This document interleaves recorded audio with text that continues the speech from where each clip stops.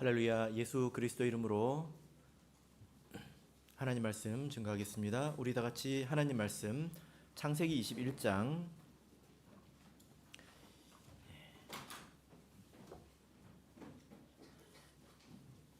22절부터 34절까지 말씀 가운데서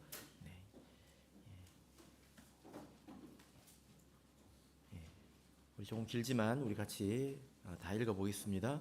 창세기 21장 22절에서 34절 말씀을 저와 여러분이 한 절씩 교독하겠습니다. 22절 때에 아비멜렉과 그 군대 장관 비골이 아브라함에게 말하여 가로되 내가 무슨 일을 하든지 하나님이 너와 함께 계시도다.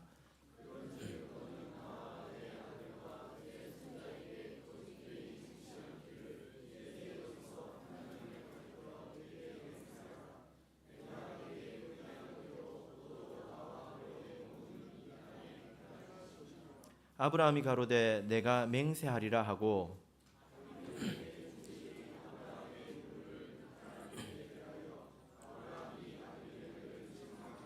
아비멜렉이 가로되 누가 그리하였는지 내가 알지 못하노라.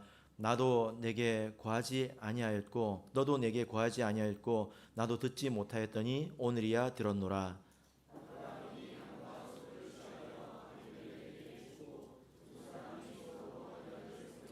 아브라함이 7 암양 새끼를 따로 놓으니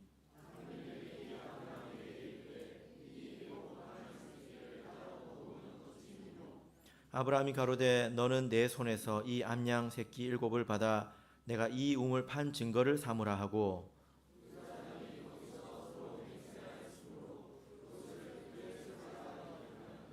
그들이 브엘세바에서 언약을 세우매 아비멜렉과 그 군대 장관 비골은 떠나 블레셋 족속의 땅으로 돌아갔고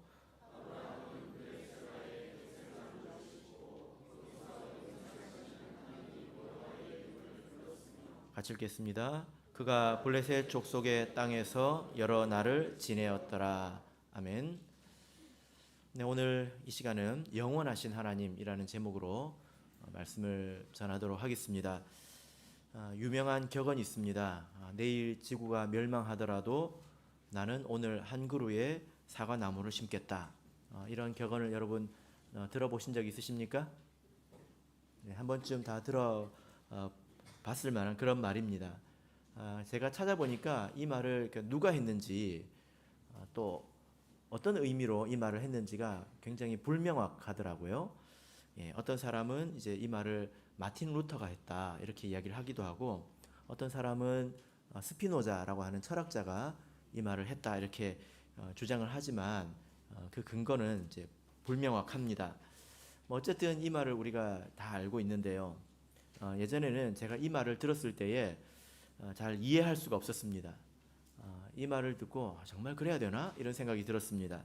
왜냐하면 내일 지구가 멸망하는데 오늘 사과나무를 심어봐야 열매를 맺을 리가 없지 않습니까? 그리고 열매를 맺는다고 하더라도 내가 먹을 리가 없지 않습니까?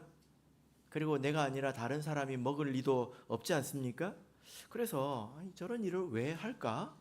이런 생각을 제가 했습니다. 해봐야 뻔하지 않습니까? 그런 생각을 가지고 무슨 뜻인가 이런 생각을 해본 적이 있었습니다.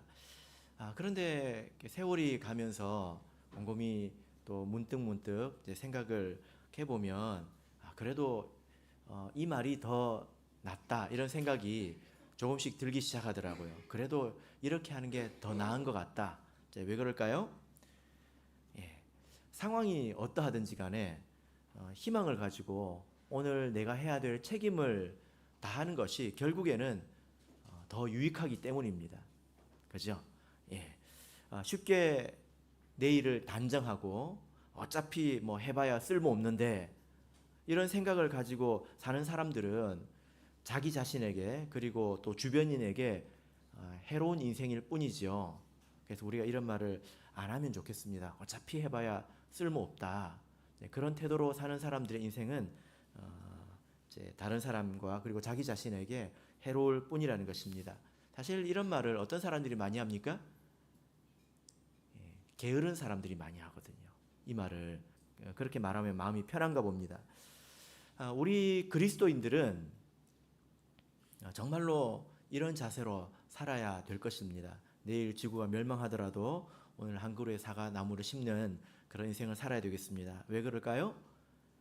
우리가 영원하신 하나님 앞에서 살아가기 때문입니다. 우리 하나님이 영원하신 하나님이기 때문입니다. 자, 오늘 본문을 보시면 아브라함이 이와 같은 삶을 살고 있습니다. 아브라함은 사과나무를 심은 게 아니라 무슨 나무를 심고 있죠? 33절을 보면 아브라함은 브엘세바에 에셀나무를 심고 있습니다. 그리고 거기서 영생하시는 하나님 여호와의 이름을 불렀다, 이렇게 말씀을 하고 있습니다. 아주 특별한 장면인데요. 우리가 이제 글로 읽으니까 이것이 그냥 그런갑다 할 수 있지만 이것은 아주 특별한 그런 모습입니다. 아브라함의 인생에 창세기 12장부터 이렇게 쭉 기록이 되어 있는데요. 아브라함의 인생에 단을 쌓았다, 그리고 여호와의 이름을 불렀다, 이런 기록들이 몇 번 나옵니다. 아브라함은 항상 단을 쌓는 사람이었고 하나님을 찾는 사람이지만 이렇게 기록하는 것은 특별한 것이거든요. 자, 우리 창세기 12장 8절을 보겠습니다. 창세기 12장 8절.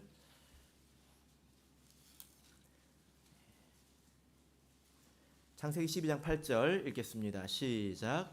거기서 베델 동편 산으로 옮겨 장막을 치니 서는 베델이요 동은 아이라. 그가 그곳에서 여호와를 위하여 단을 쌓고 여호와의 이름을 부르더니. 이런 말씀들이 몇 구절이 있습니다. 근데 이것이 그냥 단순히 하나님을 경배했다 그런 뜻이 아니라 아주 특별한 사연이 있거든요. 자, 이 창세기 12장 8절의 이 말씀은 아브라함이 자기 본토 친척 아비집을 떠나서 하나님이 가라고 하시는 그런 막연한 길을 따라서 마침내 그 땅에 도착했을 때입니다. 도착을 했는데 거기 지금 어디에다가 장막을 쳤습니까? 산에 장막을 쳤다는 것입니다. 산에. 여러분이 만약에 어느 곳으로 이사를 가면 평평한 평지에 살고 싶으세요? 산에 살고 싶으세요? 미국은 반대래요. 우리 김문숙 자매님 들어보니까 미국은 부자들이 산에 산대요. 산에 사시는 분들은 미국에 가면 나는 부자다 이렇게 생각하시면 되겠습니다. 그런데 아브라함 시대의 이 산은 평평한 땅에서 밀려난 사람들이 사는 곳이란 말이거든요. 아브라함이 거기에 도착했을 때 자기 편도 아무도 없고 하나님의 명령을 따라서 도착했을 때 하나님을 간절히 찾고 의지하는 그런 마음입니다. 그런 특별한 사연들이 다 있습니다. 창세기 13장 4절에도 이런 이제 표현이 있고, 그리고 오늘 본문의 말씀에도 이런 사연이 있습니다. 자, 그러면 이 에셀 나무를 심은 이때에 아브라함은 어떤 일을 겪었을까요? 그리고 어떤 그 마음의 감동으로 하나님께 경배했을까요? 자, 우리 같이 살펴보도록 하겠습니다. 창세기 21장 22절 23절을 우리 다시 한번 보겠습니다. 창세기 21장 22절 23절 같이 읽겠습니다. 시작. 때에 아비멜렉과 그 군대 장관 비골이 아브라함에게 말하여 가로되 내가 무슨 일을 하든지 하나님이 너와 함께 계시도다. 그런즉 너는 나와 내 아들과 내 손자에게 거짓되이 행치 않기를 이제 여기서 하나님을 가리켜 내게 맹세하라. 내가 내게 후대한 대로 너도 나와 너의 머무는 이 땅에서 행할 것이니라. 자, 어느 날 아비멜렉이라고 하는 사람이 자기의 군대 장관, 국방부 장관입니다. 비골이라는 사람과 함께 아브라함을 찾아왔습니다. 그리고 화친을 요청했습니다. 이 화친이라고 하는 것은 평화협정을 맺자는 것이거든요. 서로 싸우지 말자는 것입니다. 서로 공격하지 말자, 이것을 공식적으로 약속을 맺는 것입니다. 이 아비멜렉은 누구일까요? 아비멜렉이 어떤 사람일까요? 이 일이 어떤 의미가 있을까요?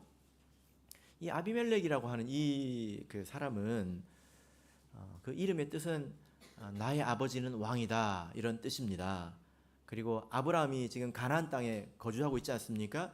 그 가나안 땅 중에서 그랄이라고 하는 그 지역, 그쪽 일대의 왕입니다. 나중에 이 땅이 이제 블레셋, 뭐 성경에도 오늘 말씀에도 이제 블레셋이라고 나와 있지만 그 땅의 왕입니다. 그 지역의 왕입니다. 이스라엘 지역이 그 지형적으로 보자면 우리나라랑 비슷합니다. 우리나라가 동고 서저 아닙니까? 동쪽에 산이 많고 서쪽에 가면 어떻습니까? 평평하죠. 서쪽에 가면 산이 별로 없습니다. 서쪽이 뭔가 이렇게 풍부하지 않습니까? 논밭 이것이 풍부해서 먹거리도 풍부하잖아요. 그죠? 그래서 부산에 사시는 분들은 저기 김제 이런 데 가면 굉장히 그 낯설은 풍경을 볼 수 있습니다. 지평선을 볼 수 있어요. 그죠? 이스라엘도 마찬가지인데 이 블레셋 땅이 그렇게 좋은 땅입니다. 이 아브라함도 가나안 땅에 와서 그 지역에 머물 때가 있었고 그 지역에 머무를 때에 아브라함이 굉장히 괴롭힘을 많이 당했습니다. 25절을 보시면 어떤 일을 당했다고 말하고 있습니까? 아비멜렉의 종들이 아브라함의 우물을 늑탈했다 이렇게 말씀을 하고 있습니다. 당시에는 우물이 없으면 살 수가 없죠. 근데 우물을 뺏었다는 것은 너희들 죽어라 이 뜻입니다. 이 늑탈했다 이 말을 성경에 보면 여러 뺏다 이런 뜻인데 어떤 표현에도 쓰이냐면 가죽을 벗기다 할 때도 이 늑탈했다 이 단어를 씁니다. 그러니까 빼앗는 것이 굉장히 고통스러운 일이었다라는 거죠. 그러니까 아브라함은 저기 멀리서 온 나그네였고 그 가나안 땅에 사는 것이 쉽지 않았다는 것입니다. 아브라함이 사는 게 쉽지 않았어요. 이 그 우물을 빼앗긴 그런 일이 있었다는 것입니다. 얼마나 고통이 컸을까? 그래서 늑탈했다 이런 표현을 쓰고 있죠. 아비멜렉의 종들이 아브라함을 이렇게 괴롭혔는데 어느 날 아비멜렉이 먼저 와서 국방부 장관을 데려와 가지고 화친을 요청하고 있는 것입니다. 참 이상하지 않습니까? 신기한 일이죠. 그리고 이 일 후에 아브라함이 에셀 나무를 심습니다. 그리고 하나님을 영원한 하나님, 영생하시는 하나님이라고 부르면서 하나님을 높이고 있습니다. 이 일이 무슨 관련이 있을까요? 이것이 오늘 우리에게 어떤 교훈이 될까요? 자, 22절을 보시면 이 일은 앞에 있는 사건과 연관이 되는 것을 알 수 있습니다. 자, 22절을 보시면 이제 본문에서 때에 이렇게 시작을 하고 있죠. 때에 이렇게 시작을 하고 있습니다. 언제일까요? 이때는 21장의 때를 말하고 있겠죠. 21장에 어떤 내용이 있을까요? 여러분 눈으로 한번 슥 살펴보시기 바랍니다. 어떤 일이 있을까요? 아브라함이 이삭을 낳은 것입니다. 100살이나 된 아브라함이 이삭을 낳은 것입니다. 그리고 이스마엘을 집에서 내어보낸 것입니다. 이 소식이 아비멜렉에는 굉장히 충격적으로 들렸다는 것입니다. 왜 그럴까요? 그래서 이 사건을 계기로 아비멜렉이 찾아오는 것입니다. 이게 어떤 의미가 있을까요? 이 사건의 배경은 20장으로 거슬러 올라갑니다. 자, 20장을 보겠습니다. 자, 20장에 보면 아브라함과 아비멜렉의 사건이 기록이 되어 있습니다. 자, 20장 2절 3절을 보겠습니다. 2절 3절 같이 읽겠습니다. 시작. 그 아내 사라를 자기 누이라 하였으므로 그랄 왕 아비멜렉이 보내어 사라를 취하였더니 그 밤에 하나님이 아비멜렉에게 현몽하시고 그에게 이르시되 내가 취한 이 여인을 인하여 내가 죽으리니 그가 남의 아내임이니라. 여러분 이 사건이 어떤 사건인지 아시죠? 아브라함이 그랄 지역에 가서 거할 때 자기 아내를 누구라고 속였습니까? 누이라고 속였죠. 그래서 아비멜렉이 정말 그런 줄 알고 이 사라를 자기 아내로 이제 취하려고 했다는 것입니다. 누가 잘못한 것입니까? 좀 말하기 힘드십니까? 누가 잘못했습니까? 생각이 좀 많이 필요하십니까? 아브라함이 잘못을 했죠. 아무리 생각을 해봐도 변론이 안 됩니다. 방어가 안 됩니다. 왜 특별히 더 그러냐면 이 일이 첫 번째가 아니라 더 그렇습니다. 아브라함이 이런 일을 행한 적이 또 있죠. 언제 그렇습니까? 아브라함이 갈대아 우르에서 가나안으로 왔을 때 오자마자 흉년이 들었습니다. 그래서 흉년을 피해서 어디로 갔죠? 애굽으로 갔습니다. 애굽으로 가서 자기 아내를 누이라고 속였지 않습니까? 그때 하나님께서 건져 주신단 말이에요. 그런 일을 한번 겪었습니다. 근데 이번이 또 두 번째 일이라는 것입니다. 한 번은 용서가 되지만 두 번은 좀 쉽지 않아요. 우리 자매님들 어떻게 용서가 되십니까? 우리가 곰곰이 생각해 보면 첫 번째 애굽에서 그런 일을 했을 때는 조금 이해가 됩니다. 왜냐하면 그때는 신앙의 여정으로 보자면 상당히 초기 아닙니까? 하나님 말씀을 따라서 가나안에 온 것만 해도 기특하다라고 생각될 정도입니다. 그렇게 믿음이 바로 서지 않았을 때에 흉년이 왔으니 저기 애굽으로 갈 수도 있고 그리고 거기서 그런 일을 할 수도 있겠다 이런 생각이 듭니다. 그런데 그런 일을 이미 한번 겪었고 그리고 그 이후에 아브라함이 많은 일을 겪었단 말이에요. 그 이후에 어떤 일을 겪었습니까? 아브라함이 전쟁에서 나가서 승리했습니다. 말도 안 되게 승리를 했지요. 그래서 자기 조카 롯을 구출했습니다. 그리고 소돔과 고모라가 심판받는 것도 알았죠. 그죠? 그런 일을 겪었다는 것입니다. 이런저런 일을 겪으면서 아브라함의 믿음이 많이 올라갔다는 것입니다. 아, 하나님은 이런 분이구나. 하나님은 이런 분이구나. 이런 생각이 커졌다는 거예요. 그런데도 여기서 또 이랬다는 것입니다. 여러분, 아브라함은 도대체 왜 그랬을까요? 아브라함이 왜 그랬을까요? 천국에 꼭 가셔가지고 아브라함을 만나면 물어보시길 바랍니다. 그래서 우리가 물어볼 게 두 개가 있죠. 하와를 만나면 왜 먹었냐고 물어봐야 되고 아브라함을 만나면 왜 이랬냐고 물어봐야 되겠죠. 네. 천국에 가서 물어볼까요? 우리 창세기 20장을 보시면 이미 그 이유에 대해서 아브라함이 말했습니다. 20장 11절을 보겠습니다. 창세기 20장 11절. 자, 여기 보면 아브라함이 분명하게 말을 하고 있습니다. 자, 같이 읽어보겠습니다. 창세기 20장 11절 읽겠습니다. 시작. 아브라함이 가로되 이곳에서는 하나님을 두려워함이 없으니 내 아내를 인하여 사람이 나를 죽일까 생각하였으며. 아브라함이 왜 이랬다고 말하고 있습니까? 죽을까봐 그랬다는 거예요. 죽을까봐. 이런 일을 통해서 생각을 해보면 이 사람이 죽음의 두려움을 이긴다는 것이 참 쉽지 않구나. 이것을 생각해 볼 수 있습니다. 아브라함은 지금 나이가 거의 100살이 다 됐거든요. 그러면 물론 아브라함이 나중에 160살 가까이 이렇게 살지만 사실 100년을 살았다고 하면 살 만큼 살지 않았습니까? 그렇게 말해도 될 만한 나이이지 않습니까?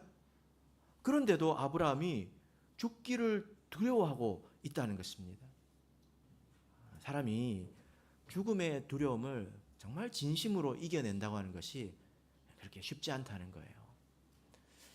간혹 죽음을 두려워하지 않는다 이렇게 말씀하시는 분들을 이렇게 만납니다. 그런 경우가 간혹 있더라고요. 참 대단하죠. 여러분은 어떻습니까? 여러분 어떻습니까? 근데 말은 그렇게 해도요. 말은 그렇게 해도 정말 죽음의 위기 앞에서 초연한 사람은 제가 잘 보지 못했어요. 저는 죽는 거 두렵지 않아요. 근데 병 걸리면 바로 병원에 갑니다. 막 달려가요. 여기도 갔다가 저기도 갔다가 그럽니다. 그러면 진짠가? 이런 생각을 좀 할 수 있죠? 그죠? 어떤 집사님이 의사입니다. 이분이 내시경 전문가라 가지고 암을 많이 발견을 한대요. 그러면 그 사람에게 당신 암인 것 같습니다. 최초로 통보하는 사람이 자기 이고 그런 사람을 얼마나 많이 만나봤겠습니까? 근데 그렇게 이야기했을 때 보통 이제 요즘에는 뭐 암 치료 기술도 많이 좋아졌고 생존율도 굉장히 많이 높아졌지만 우리 인식에 이 병은 죽을 수 있는 병이다. 이런 인식이 있잖아요. 사람들이 암이다. 그러면 내가 죽나? 이런 생각을 먼저 한단 말이에요. 그렇게 이야기했을 때 놀라지 않는 사람은 지금까지 딱 한 명 맞대요. 그렇게 말했을 때 딱 한 명 맞답니다. 그 말이 무엇입니까?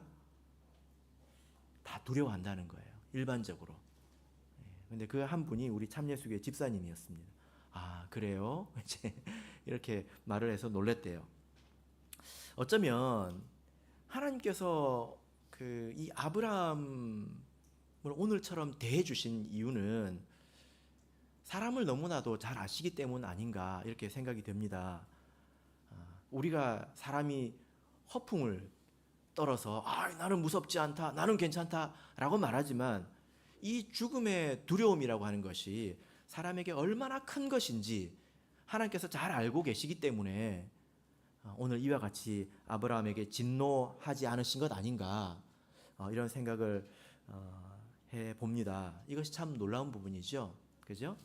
우리 집에서도 가끔 그런 경우가 있습니다. 아이들은 자기 앞에 온 것이 무엇인지 모르고 나는 괜찮다고 허풍을 떨지 않습니까? 근데 부모는 알잖아요. 얘가 감당을 못한다. 이걸 알지 않습니까? 마치 하나님께서 그렇게 아브라함을 대해 주시는 것 같습니다. 하나님이 우리가 먼지로 만들어졌다라는 것을 이미 아신다는 거죠. 하나님께서 이때 아브라함이 이런 잘못을 했을 때 누구를 꾸짖으십니까? 우리가 아까 읽었죠? 아브라함이 잘못했죠? 아비멜렉은 잘못이 없습니다. 그런데 하나님께서 창세기 20장 3절을 보면 누구를 꾸짖습니까? 아비멜렉을 향해서 뭐라고 말합니까? 죽을래? 그러거든요. 이게 굉장히 두려운 일이죠. 그리고 창세기 20장 18절을 보겠습니다. 이 죽을래? 이 말은 아비멜렉이 당장 죽는다 그런 뜻도 되겠지만 여기서 구체적으로 이렇게 말씀을 하고 있습니다. 20장 18절 읽겠습니다. 시작. 여호와께서 이왕에 아브라함의 아내 사라의 연고로 아비멜렉의 집 모든 태를 닫히셨음이더라. 그 집에 태를 다 닫으셨다는 것입니다. 그리고 21장에 어떤 내용이 나옵니까? 아비멜렉의 그 집에 모든 사람의 태를 닫았다는 것입니다. 아이를 낳지 못하겠다는 거예요. 그리고 21장에서는 어떤 일이 나옵니까? 100살 된 아브라함에게는 아들을 주셨다는 것입니다. 이 일이 아비멜렉에게 굉장히 큰 충격이었다는 거예요. 또 아브라함에게도 충격적인 일이었을 것입니다. 여러분, 이 아비멜렉의 집안처럼 이 시대에 이 아비멜렉의 집안처럼 이렇게 태를 닫으면 어떤 일이 생길까요? 어떤 일이 생길까요? 그 가정은 오래지 않아서 소멸됩니다. 성경에서 이 한 가정은 마치 한 몸과 같아요. 한 사람과 같습니다. 그래서 나 한 사람은 죽지만 생명을 계속 이어나가는 것입니다. 이것이 생명의 전승이고 그렇지 않습니까? 그래서 이 태를 닫는다고 하는 것은 그 한 몸이 소멸하는 것을 말합니다. 죽음을 이야기를 하죠. 어떤 한 가정이 이제 만약 이와 같다면 30년 뒤에는 다 노인이 될 것입니다. 아비멜렉의 집에 아이를 낳지 못한다면 그 가정이 왕의 가문일지라도 30년 뒤에는 다 소멸하게 될 것입니다. 그러니까 아비멜렉이 정말 죽다가 살아난 것입니다. 그런데 아브라함은 100살에 자녀를 낳았습니다. 여러분, 그들이 아브라함과 이제 아비멜렉이 무엇을 알았을까요? 뭘 알았을까요? 아브라함은 무엇을 배웠을까요?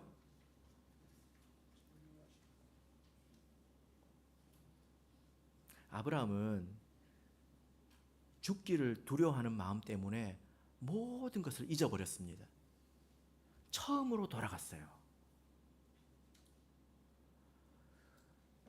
그 죽음의 두려움이 얼마나 컸냐면 그동안에 쌓았던 많은 지식, 하나님에 대한 신뢰, 신앙 이런 것들이 다 사라지고 처음 그때로 돌아간 것처럼 행동하고 있습니다. 무엇 때문에요? 죽음에 대한 두려움 때문에 그렇습니다. 그러나 여기서 알게 된 게 무엇입니까? 생명은 하나님께서 주관하시는구나. 이것을 알게 된 것입니다. 가져가기도 하시고 주기도 하시는 분은 하나님이시구나. 이것을 알게 된 것입니다. 죽음이라는 것 자체를 두려워하고 생명이라는 그 자체를 원한 것이 아니라 이것을 주관하시는 하나님을 사랑하고 또 두려워하게 된 것입니다. 이것이 아브라함의 그 신앙에 있어서는 한 단계 뛰어넘는 그런 때가 됐겠지요. 그죠? 우리 신앙도 이제 마찬가지입니다. 우리가 신앙생활을 해서 많은 지식, 많은 것을 알았다 하더라도요. 죽음의 두려움, 어떤 두려움이 오면 리셋이 돼버려요. 싹 잊어버린 것 같습니다. 아무것도 모르는 사람처럼 그냥 이방인처럼 행동을 해버립니다. 그 두려움의 끝에 무엇이 있습니까? 죽음의 두려움이 있다는 거예요. 소멸의 두려움이 있다는 것입니다. 그래서 아브라함은 이것을 통해서, 이 일을 통해서 죽음에 대한 두려움을 벗어났고 그 기쁨으로 에셀 나무를 심고 여호와의 이름을 부르고 있는 것입니다. 자, 여러분, 우리는 아브라함보다 좀 더 나은 입장이 있습니다. 우리는 하나님 말씀을 가지고 배울 수 있기 때문에 성경을 통해서 우리는 이미 많이 배웠죠. 여러분, 여러분이 생각하시기에 죽음은 두려워할 만합니까? 어떻습니까? 죽음은 두려워할 만합니까? 예, 세상에 죽음을 두려워하지 않는 사람들이 좀 있죠. 그죠? 예, 그런 사람들이 이제 믿지 않는 사람들 가운데도 종종 있습니다.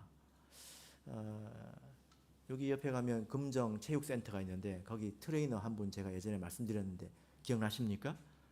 이분이 대단한 분이에요. 예전에 그 강릉에 북한 잠수함이 침투했을 때 그때 기억하십니까? 1994년인가 아마 그때였던 걸로 기억이 나는데 잠수함 안에 들어가 봐야 될 거 아니에요. 뭐가 있는지 누가 있는지. 근데 무서워가지고 아무도 못 들어가는 겁니다. 왜냐하면 그 안에서 누가 있으면 들어오면 총으로 쏘면 죽는 거잖아요. 근데 그분이 먼저 들어갔대요. 그분이 여기 금정체육센터에 있어요. 네. 왜 그분이 먼저 들어갈 수 있었을까요? 죽음을 별로 두려워하지 않기 때문입니다. 왜 두려워하지 않을까요? 저는 앞으로는 좀 그러지 마시라고, 죽음을 좀 두려워하시라고 그렇게 말씀을 드리고 싶습니다. 근데 그분은 왜 그렇게 두려워하지 않았을까요? 죽음은 그냥 소멸되는 것이다 이렇게 생각하기 때문이죠. 그럼 사람 죽으면 다 끝나는 것이고 아무것도 없어지는 것인데 뭐가 그렇게 두려운 것이냐 이렇게 생각했기 때문인 것입니다. 그러나 이것은 아주 막연하고 또 어쩌면 위험한 그런 생각 아니겠습니까? 자기가 죽어본 적이 있을까요? 그리고 죽고 난 이후에 무엇이 있을지 정말 없는 것일지 확인을 해봤을까요? 그렇지 않죠? 예. 우리는 이미 성경을 통해서 알고 있습니다. 그래서 사실 죽음은 두려운 것이다 라는 것을 우리가 알 수 있습니다. 왜 죽음이 두려운 것이죠? 자, 우리 요한복음 5장 29절을 보겠습니다. 요한복음 5장 29절 같이 찾겠습니다.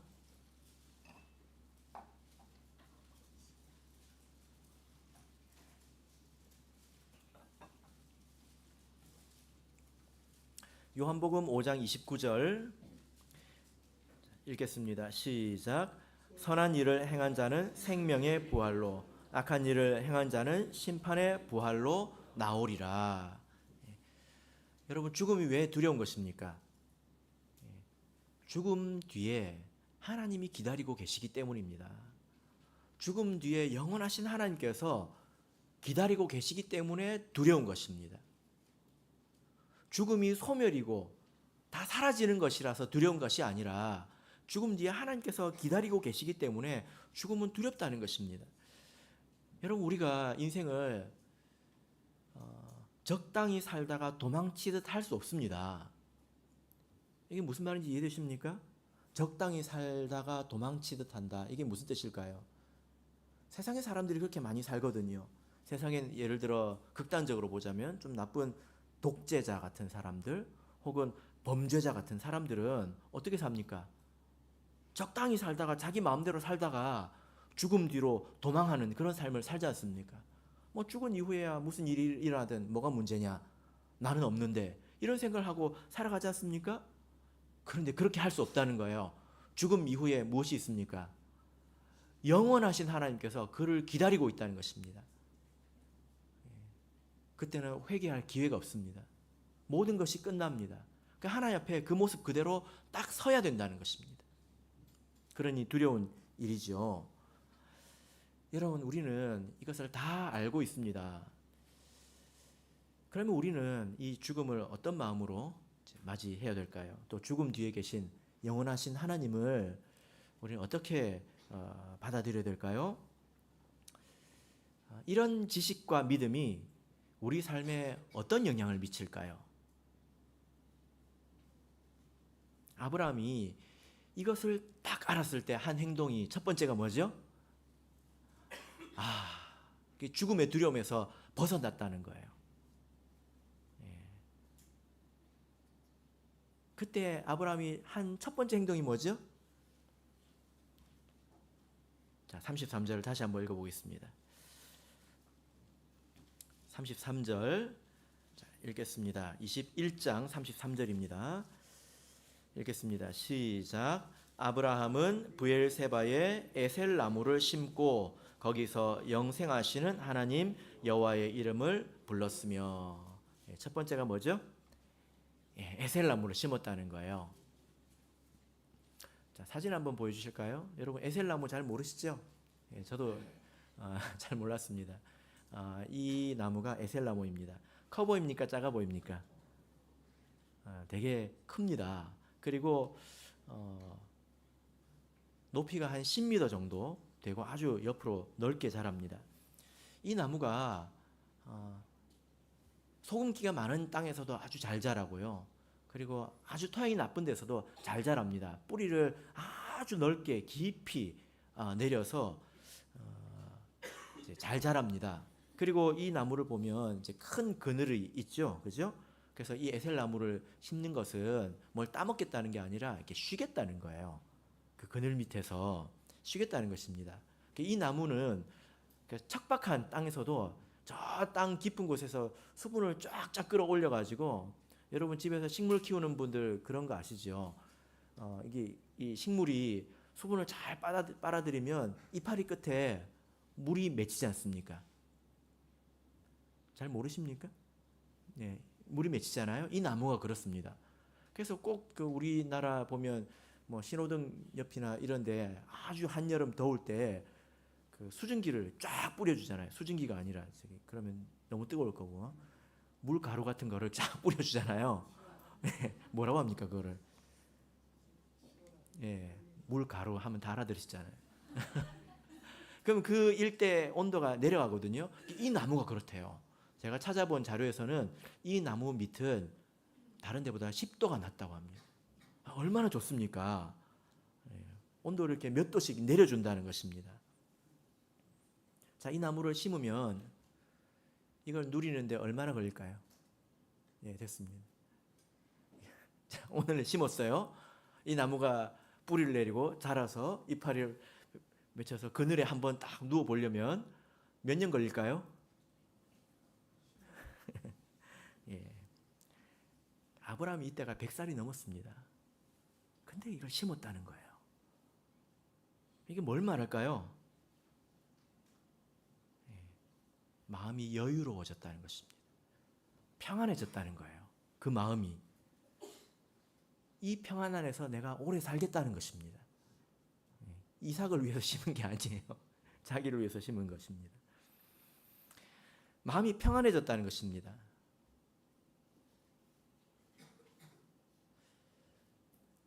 단지 이것은 적대적이었던 아비멜렉, 그래서 언제 내가 공격을 받을까, 언제 죽을까, 그런 아비멜렉이 사라져서 그런 것이 아니라 하나님께 자기를 의탁했기 때문에, 하나님이 모든 것을 주관하신다는 것을 알았기 때문에 그것을 할 수 있었던 것입니다.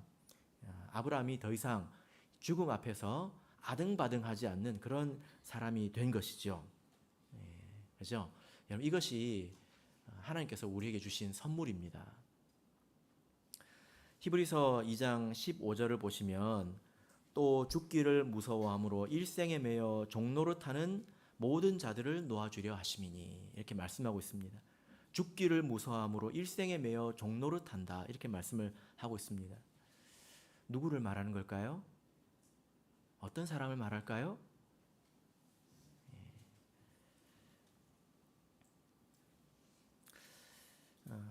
우리 예수님께서 부활하셨습니다.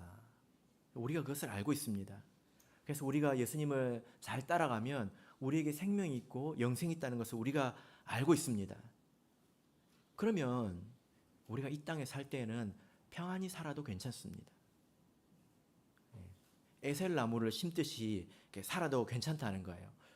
평안히 산다고 하는 것은 게으르게 사는 것을 말하는 건 아니죠.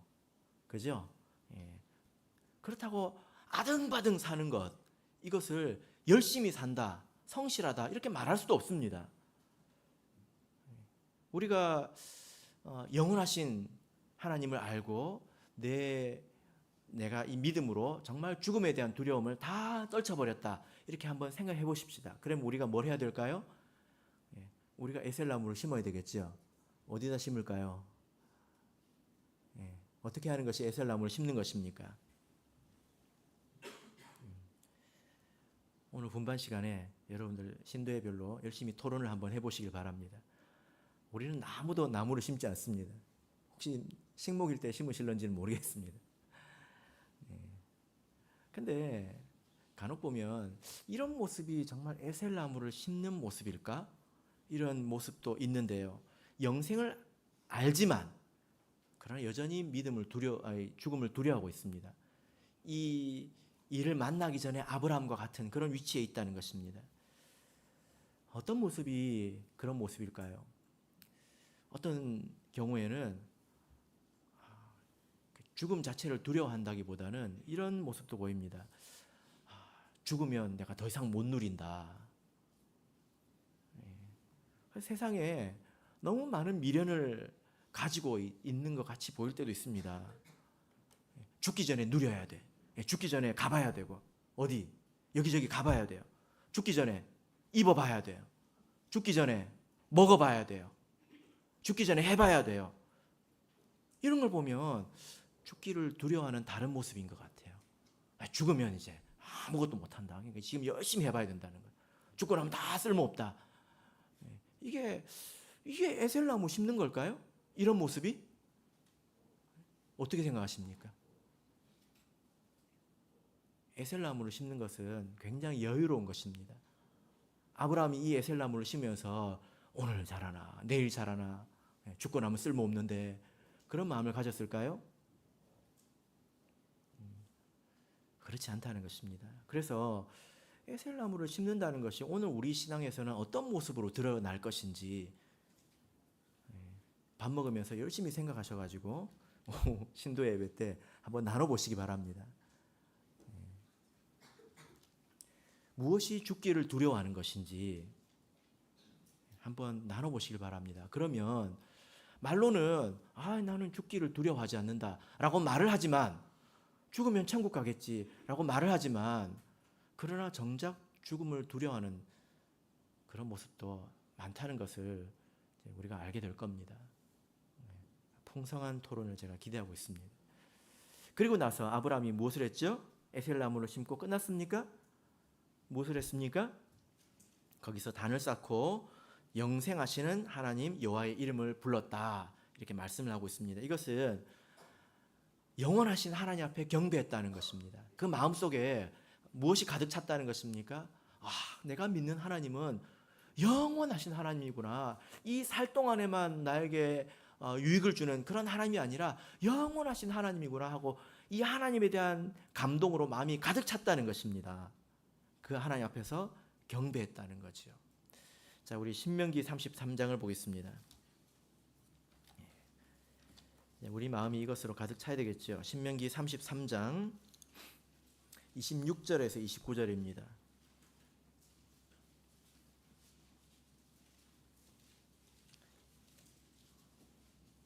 우리도 그 하나님 앞에서 엎드리는 삶을 살아야 되는데요. 신명기 33장 26절에서 29절, 자, 우리 같이 한 목소리로 읽어보겠습니다. 26절 시작. 여수른이여 하나님 같은 자 없도다. 그가 너를 도우시려고 하늘을 타시고 궁창에서 위엄을 나타내시는도다. 영원하신 하나님이 너의 처소가 되시니 그 영원하신 팔이 내 아래에 있도다.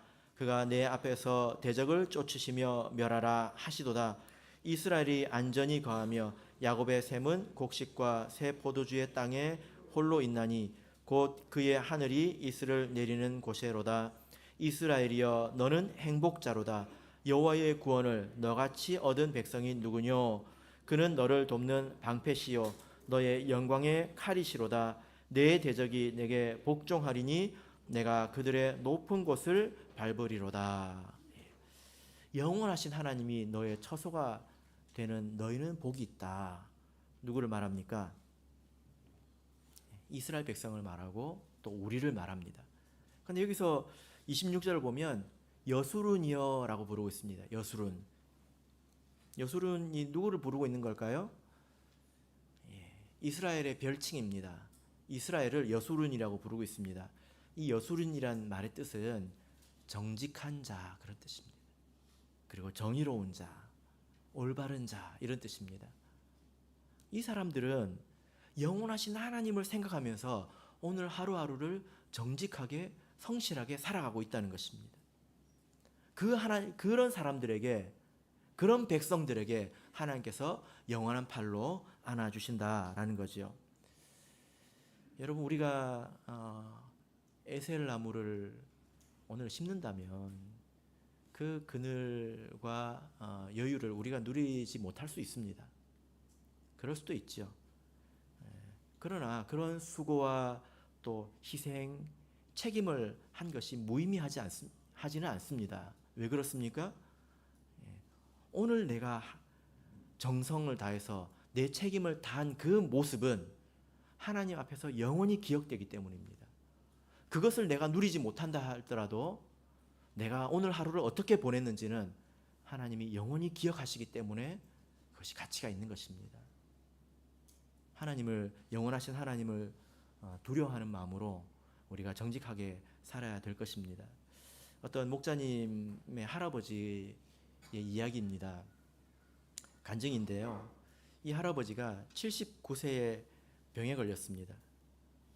그리고 죽음이 임박했다고 하는 것을 이분이 알았습니다. 그리고 얼굴이 수척해졌어요. 100살까지는 살아야 되는데 이런 생각을 하신 것 같습니다. 그래서 마음에 근심이 가득하고 얼굴이 수척해지니까 어느 날 저녁에 천사가 나타났습니다. 그리고 그 할아버지를 책망했습니다. 뭐라고 책망했을까요? 너는 이미 십자가의 구원의 길을 찾았는데 왜 아직도 근심하느냐? 기뻐하고 즐거워하는 것이 마땅하다 하고 책망했습니다. 그리고 나서 이 할아버지가 갑자기 얼굴에 웃음이 가득했습니다. 무엇을 생각한 거죠? 죽음이 끝나는 것이 아니라 내가 하나님께로 가서 더 좋은 것을 누리게 되는구나, 이 생각을 했습니다. 그래서 내가 죽더라도 곡하지 말라고 이렇게 유언을 남겼습니다. 그리고 천사가 두 번째로 나타났습니다. 하얀 옷을 준비해라, 이렇게 이야기를 했습니다. 그리고 세 번째 나타났습니다. 그리고 오늘 4시에 너를 데려가겠다, 이렇게 알려줬습니다. 그래서 그날 저녁에 가족들이 다 함께 모여서 이야기를 나누고 이제 그랬는데요. 그분의 기억에 침대에 앉아 있는 그 할아버지는 정신이 아주 맑고 건강이 나쁘지 않았대요. 그냥 오늘 당장 돌아가실 분처럼 전혀 보이지 않았다는 것입니다. 그런데 천사의 말대로 4시에 그분이 정말로 돌아가셨습니다. 그래서 전 가족들이 위로를 받고 또 믿음이 성장했고 감사의 마음이 넘쳤다고 간증하고 있습니다. 이것이 우리의 삶이지요. 근데 우리가 무엇이 두려워서 이 세상에서 못 누리고 죽을까봐 욕심을 부려야 되겠습니까? 이 세상에서 사라질 것을 두려워해야 되겠습니까? 죽음이 두려운 이유는 죽음 자체가 두려운 것이 아니라 영원하신 하나님께서 그 뒤에 계시기 때문인 것입니다. 바로기는 우리 모든 성도님들께서 영원한 하신 하나님을 만나기를 고대하면서 살아가시기를 예수 그리스도 이름으로 축복합니다.